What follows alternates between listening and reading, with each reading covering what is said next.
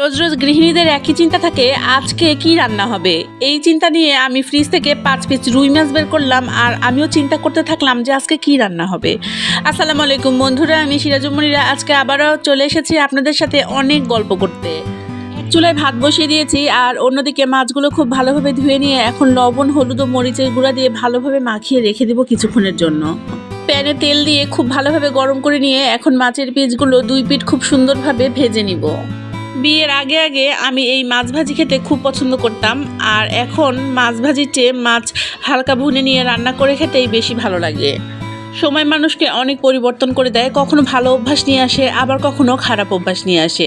দেখতে দেখতে আমার মাছগুলো ভাজা হয়ে গিয়েছে। এখন প্যানে আমি আর একটু তেল দিয়ে তাতে জিরার ফোড়ন দিয়ে দিলাম এবং এখন দিয়ে দেবো 1 মুঠ খানিক কুচনো পেঁয়াজ এবং 6 থেকে 7টা কাঁচামরিচ। হালকা একটু ভেজে নিয়েই এতে দিয়ে দিব একটা টমেটো কুচনো। টমেটোগুলো আমি কিউব এবং ছোট করে কুচিয়েছি, কারণ আমি চাই এই টমেটোগুলো খুব বেশি গলেও যাবে না, আবার যাতে একটু দানা দানা থাকে, মানে মুখে পড়লে ভালো লাগবে খেতে। তো একটু হালকা নেড়ে চেড়ে এখন আমি অ্যাড করে দিব বাকি মশলাগুলো। তেলের উপরে মশলা দিলে সেই মশলাগুলো অনেক সময় পুড়ে যায়, তাই আমি একটা বাটিতে সব শুকনো উপকরণগুলো একসাথে পানি দিয়ে মেখে নিব।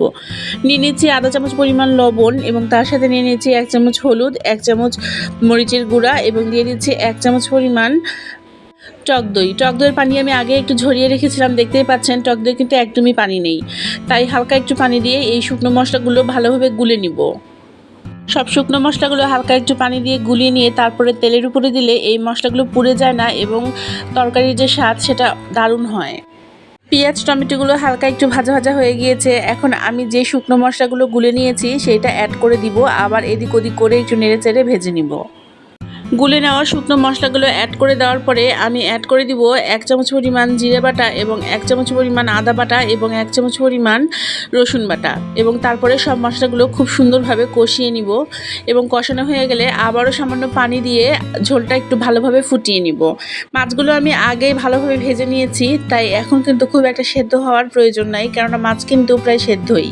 কষানো মশলাতে এখন অ্যাড করে দিলাম 2 বাটি পরিমাণ পানি এবং তারপরে ঝোলগুলো ফুটে আসলেই ভাজা মাছগুলো ছেড়ে দিব এবং ঢাকনা দিয়ে ঢেকে কিছুক্ষণ রান্না করে নিব।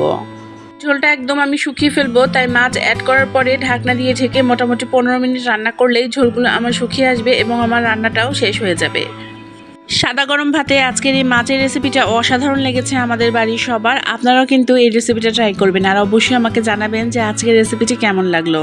আজকে তাহলে এখানেই বিদায় জানাচ্ছি। আগামীকাল আবারও হাজির হয়ে যাব একই সময়ে নতুন কোনো গল্প নিয়ে, নতুন ও পুরাতন কোনো রেসিপি নিয়ে। আপনারা সবাই ভালো থাকবেন আর আমাকে আপনাদের দোয়ায় রাখবেন। আল্লাহ যেন আমাকে ভালো রাখেন এবং সুস্থ রাখেন। আল্লাহ হাফেজ।